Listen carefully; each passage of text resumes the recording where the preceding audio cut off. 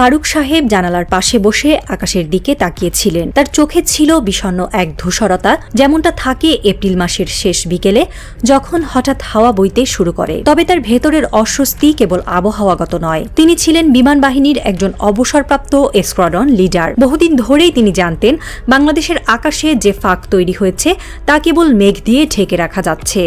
জবাব দেওয়ার মতো যুদ্ধ বিমান আর নেই। একসময় ছিল, আমরা ছিলাম প্রস্তুত। ফারুক সাহেব একবার বলেছিলেন বন্ধুর সাথে, আজ যদি কেউ ঢুকে পড়ে কেউ কি ঠেকাবে? এই প্রশ্নই যেন প্রতিধ্বনিত হল 2025 সালের এপ্রিলে, যখন একটি চূড়ান্ত সিদ্ধান্তে সিলমোহর পড়ল। বাংলাদেশ সরকার রাশিয়ার সাথে 380 কোটি টাকার একটি ঐতিহাসিক চুক্তি করল মিগ-29 যুদ্ধবিমান আধুনিকায়নের জন্য। বাংলাদেশ বিমান বাহিনীর হাতে থাকা 8টি মিগ-29 যুদ্ধবিমানের মধ্যে কার্যকর অবস্থায় ছিল মাত্র 2টি। একটি বিমানের জন্য দরকার 2টি ইঞ্জিন, কিন্তু 20টি ইঞ্জিনের মধ্যে সচল ছিল মাত্র 6টি। এই অচলাবস্থার মধ্যে পড়ে বিমান বাহিনীর আকাশ প্রতিরক্ষা ব্যবস্থা রীতিমতো পক্ষাঘাতগ্রস্ত হয়ে পড়েছিল। রাশিয়ার রাষ্ট্রায়ত্ত প্রতিষ্ঠান জেএসসি-এনএএসসি এবার এগিয়ে এসেছে এই 12টি ইঞ্জিনকে সম্পূর্ণরূপে ওভারহোল ও পুনঃপ্রতিষ্ঠার জন্য। এতে করে যুদ্ধবিমানগুলোর আয়ুষ্কাল আরও 8 থেকে 10 বছর বাড়বে। বাংলাদেশের তরফ থেকে বরাদ্দ হয়েছে প্রায় 30.6 মিলিয়ন মার্কিন ডলার। এর সাথে যুক্ত হচ্ছে ব্যাংক চার্জ, কমিশন, প্রশাসনিক খরচ। সব মিলিয়ে চুক্তির মোট অঙ্ক দাঁড়িয়েছে 379.68 কোটি টাকায়। এই ব্যয় 2024-25 অর্থ বছর থেকে 4 বছরে পরিশোধ করবে সরকার। প্রতিরক্ষা মন্ত্রণালয় নীতিগত অনুমোদন দিয়েছে, এখন অপেক্ষা কেবল অর্থ মন্ত্রণালয়ের সিল। অনেকে বলে যুদ্ধ আজ আর মাঠে হয় না, হয় চোখের আড়ালে রাডারের ছায়ায়। ভারতের উত্তর পূর্ব রাজ্যগুলো ঘেঁষে বাংলাদেশ যখন দাঁড়িয়ে, তার চারপাশে তখন ছড়িয়ে আছে হঠাৎ আঘাত হানার সম্ভাবনা। মিয়ানমারের অনিশ্চিত ভবিষ্যৎ, বঙ্গোপসাগরে ভারতের নৌবাহিনী, উত্তর পূর্বে আসাম মিজোরামের রণপ্রস্তুতি, এই সব কিছুর মধ্যে বাংলাদেশের আকাশ যেন হয়ে উঠেছে এক অদৃশ্য যুদ্ধক্ষেত্র।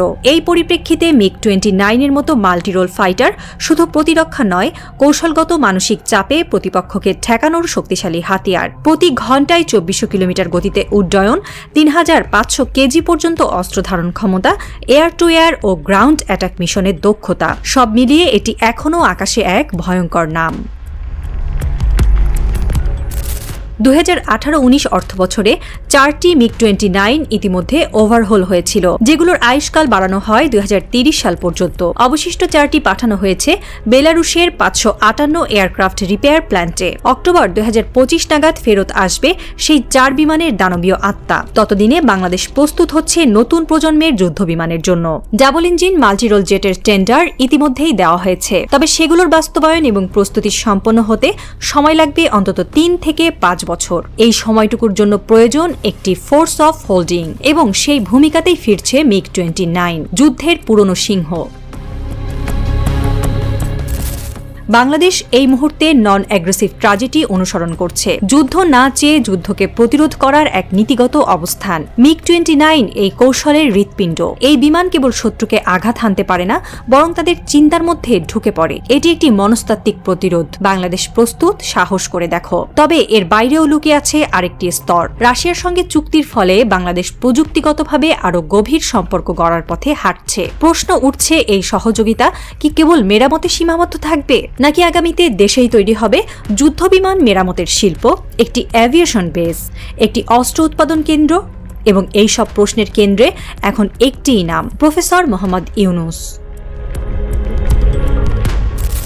একসময় যিনি পরিচিত ছিলেন মাইক্রোক্রেডিটের জনক হিসেবে, এখন তিনি ন্যাশনাল ট্র্যাজেডিক ট্রান্সফরমার। অন্তর্বর্তী সরকারের দায়িত্ব নেওয়ার পর থেকেই প্রফেসর ইউনূস দেশের অর্থনৈতিক মেরুদণ্ড গঠনের পাশাপাশি কৌশলগত প্রতিরক্ষা ব্যবস্থাকে ঢেলে সাজাতে শুরু করেন। বিশ্লেষকরা বলছেন, বিগত সরকারের সময় শেখ হাসিনা কেবল ক্ষমতা রক্ষার জন্য ভারতের সঙ্গে আপোষ করেছিলেন। ভারতের গোয়েন্দা সংস্থা এর পরামর্শে দেশের সামরিক বাজেট ইচ্ছাকৃতভাবে কাটছাঁট করা হয়েছিল। সামরিক বাহিনী যেন কখনোই আঞ্চলিক প্রতিযোগিতায় সক্ষম না হয়, এই ছিল পুরনো কৌশল। প্রফেসর ইউনূস এসে সেই ছেঁড়া নকশা পুড়িয়ে নতুন ছক আঁকছেন। রাশিয়ার সঙ্গে মিগ চুক্তি সেই পরিকল্পনার প্রথম পদক্ষেপ। মোদীকে জানানো হয়েছে বাংলাদেশ আর মাথা নত করবে না, এবার কথাবার্তা হবে চোখে চোখ রেখে। তিনি চাচ্ছেন ভবিষ্যতে বাংলাদেশে যুদ্ধবিমান মেরামতের কারখানা গড়ে উঠুক। উঠুক, হয়তো শুরুটা MiG-29 দিয়ে, কিন্তু শেষটা সেটা হতে পারে J-10C বা চীনা পাকিস্তানি বানানো JF-17 থান্ডার। যদি কখনো প্রয়োজন পড়ে সেগুলো হয়তো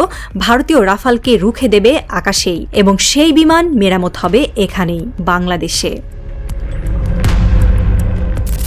রাতে যখন আকাশে কেউ তাকায় তখন তারা দেখে না MiG-29 এর চেহারা, তারা দেখতে পায় না রাশিয়ান টারবাইন, দেখতে পায় না জেট ফুয়েলের গন্ধ, কিন্তু তারা টের পায় একটি দেশের আত্মবিশ্বাস বাড়ছে, নিরাপত্তা ঘনীভূত হচ্ছে। এই আকাশে এখন শুধু বাংলাদেশ নয়, ভারতেরও দৃষ্টি আটকে আছে। নরেন্দ্র মোদীর মুখ ভার, একদিকে পাকিস্তান ও চীনের চাপে জর্জরিত ভারত, অন্যদিকে প্রফেসর ইউনূসের নেতৃত্বে বদলে যাওয়া বাংলাদেশ ক্রমেই কাঁধে কাঁধ মিলিয়ে দাঁড়িয়ে যাচ্ছে। যে বাংলাদেশ একসময় নির্ভর করত দিল্লির মুখাপেক্ষী হয়ে, সেই বাংলাদেশ আজ কূটনৈতিক কৌশলে মোদীকে চ্যালেঞ্জ জানাচ্ছে। দিল্লির নর্থ ব্লকের কক্ষে এখন আলো নিভে আসে ঘন ঘন। রিসার্চ অ্যান্ড অ্যানালাইসিস উইং এর বিশ্লেষকরা বলছেন, ইউনূস আমাদের বাগে আসবে না। মোদী জানেন এই বার্তাটা শুধু প্রতিরক্ষা নয়, রাজনৈতিকও। একটা MiG-29 এর ইঞ্জিন যেন বাজছে একটি নতুন রাষ্ট্রীয় আত্মপরিচয়ের প্রতীক হয়ে। বাংলাদেশ চোখে চোখ রাখছে, আর নতুন পররাষ্ট্র দর্শনের পেছনে কাজ করছেন একজন নায়ক। যে নায়কের হাতে একসময় ছিল শুধুই মুদ্রা, সেই হাতেই আজ রয়েছে কৌশল, প্রতিরক্ষা এবং ভবিষ্যতের রূপরেখা। যুদ্ধ শুরু হয় গর্জনে নয়, প্রস্তুতিতে, আর প্রস্তুতি শুরু হয়ে গেছে।